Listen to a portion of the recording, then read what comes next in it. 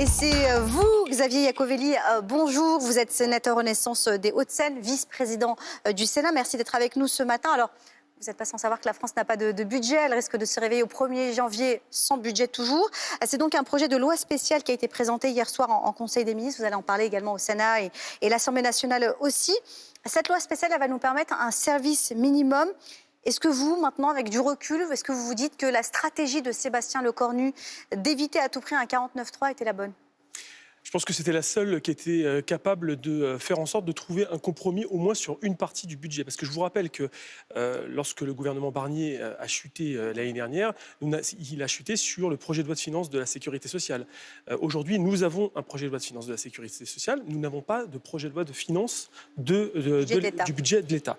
Donc il faut effectivement trouver un accord désormais sur le projet de loi de financement de l'État. Et donc c'est toutes les discussions que le Premier ministre continue à mener et a décidé de redonner encore une fois une chance au Parlement à partir du 5 janvier, même si les discussions entre Noël et Jour de l'An vont continuer. Ouais, Amélie de Montcharlin, la ministre des Comptes, a prévenu, ça ne va pas être des vacances calmes pour vous tous, députés et sénateurs, on l'a bien compris. Vous pensez vraiment que là, le 49.3, ce n'est pas peut-être la solution? Parce qu'elle donne une deadline, comme on dit, elle donne une limite pour fin janvier. Elle dit qu'il faut à tout prix trouver une solution. Si on ne la trouve pas, il faudra passer en force. Ce qui est sûr, c'est que la Constitution donne la possibilité au gouvernement et au Premier ministre de prendre soit des ordonnances, soit le 49.3. Le Premier ministre a dit qu'il ne souhaitait pas prendre d'ordonnance ni de 49.3 avant le 31 décembre. Ouais. Par contre, les ordonnances sont tout à fait possibles à partir du 1er janvier, comme le 49.3 également. C'est tout un outil constitutionnel. Et au bout d'un moment, le Premier ministre nous a rappelé hier, lors des consultations, qu'il prendrait ses responsabilités si le Parlement était incapable de trouver un compromis. Alors, vous qui êtes vice-président du Sénat, vous entendez forcément ce qui se dit dans les couloirs. Vous avez des retours, même si sur ce qu'il se dit, notamment peut-être à l'Assemblée nationale, vous nous le direz.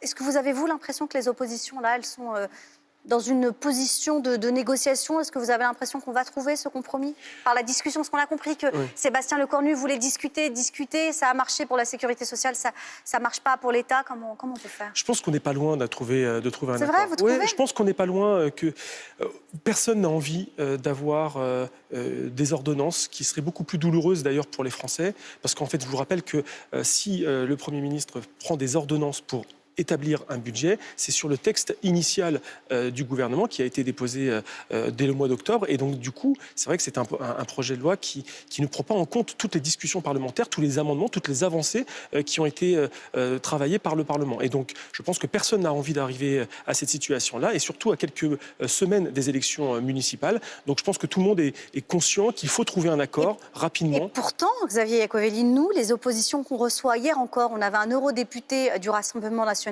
Oui. Lui, en gros, si je vous résume, il nous disait on s'est fait avoir en 2025, on ne va pas se faire avoir en 2026. S'il faut tenir, on tiendra bon.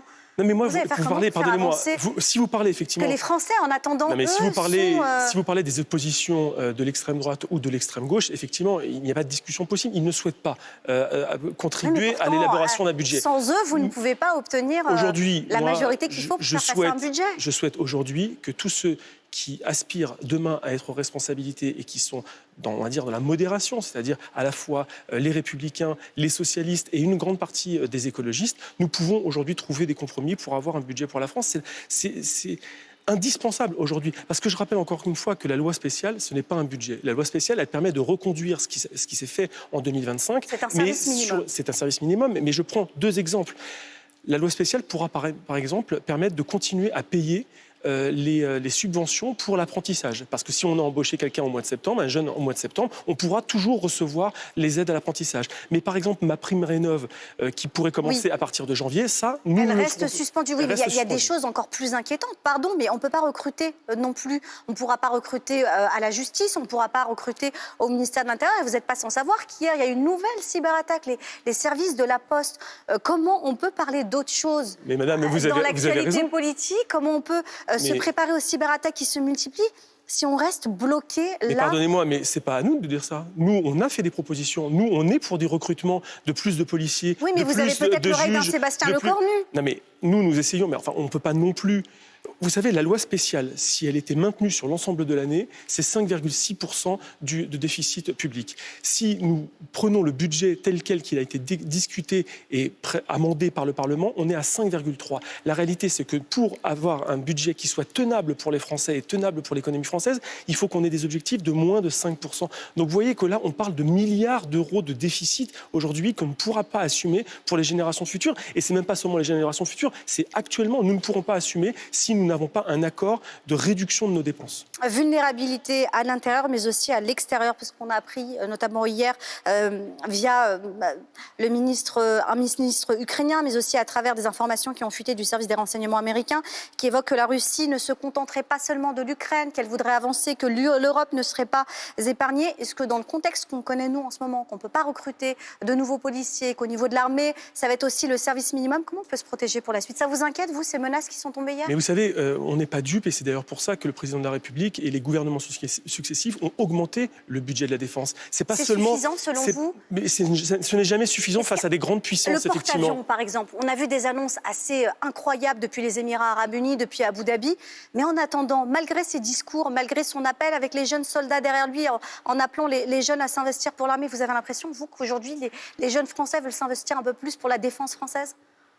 Vous savez, moi je pense que la France est un grand pays de défense. On a la dissuasion nucléaire. On est le seul pays d'ailleurs sur le continent européen avec les Britanniques à avoir cette puissance nucléaire. Donc oui, nous sommes une grande puissance. Maintenant, il faut faire en sorte que nous montrons que nous investissons massivement dans notre défense, parce qu'il en va de la sécurité de notre territoire, de la sécurité de l'Europe. Et oui, nous sommes au devant. Il n'est pas question d'aller faire la guerre à la Russie. Vous parlez de dissuasion nucléaire, mais avant ça, il y a la diplomatie. Et sur la question diplomatique, pardonnez-moi, j'ai pas l'impression. Alors, si vous me posez des questions, j'essaie de répondre jusqu'au bout. Mais en l'occurrence, la dissuasion nucléaire, la défense armée, c'est effectivement, ça fait partie de la diplomatie. C'est-à-dire qu'aujourd'hui, on peut avoir de la diplomatie quand on est fort. On peut discuter avec des adversaires potentiels quand on est fort. Et c'est tout l'enjeu aujourd'hui des programmes d'armement. Et lorsque le Premier ministre était ministre de la Défense, il était sur cette phase-là. La loi de programmation militaire, c'est un investissement massif dans nos forces armées et dans l'équipement d'une armée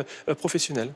Est-ce que vous avez l'impression qu'à l'échelle diplomatique, quand on prend les plus gros dossiers en ce moment, que ce soit la crise en Ukraine, que ce soit sur ce qu'il se passe encore en ce moment même au Proche-Orient, la manière de tenir tête parfois aux attaques de Donald Trump, est-ce que l'Europe ne recule pas, et la France en particulier? Est-ce que, si on regarde dans notre rétroviseur, est-ce qu'on n'a pas l'impression qu'on a moins le leadership qu'il y a peut-être 15 ans ou 20 ans? Alors, ce qui est sûr, c'est que face aux grandes puissances chinoises, américaines, russes, il faut effectivement que nous parlions que d'une seule voix au niveau de l'Europe. Et c'est tout l'enjeu aujourd'hui des discussions européennes. On n'arrive pas parce que je pense qu'il faut plus d'Europe. Il faut faire en sorte que nous ne parlions que d'une seule voix et que nous nous rendons compte que ce n'est pas en étant divisés au sein de l'Union européenne que nous serons forts, et nous ne pourrons pas faire des négociations bilatérales pays par pays avec notamment les États-Unis d'un point de vue commercial. Merci beaucoup Xavier Iacovelli d'être passé nous voir, sénateur Renaissance des Hauts-de-Seine et vice-président du Sénat. Merci d'avoir pris le temps et bonne fête de fin d'année à vous.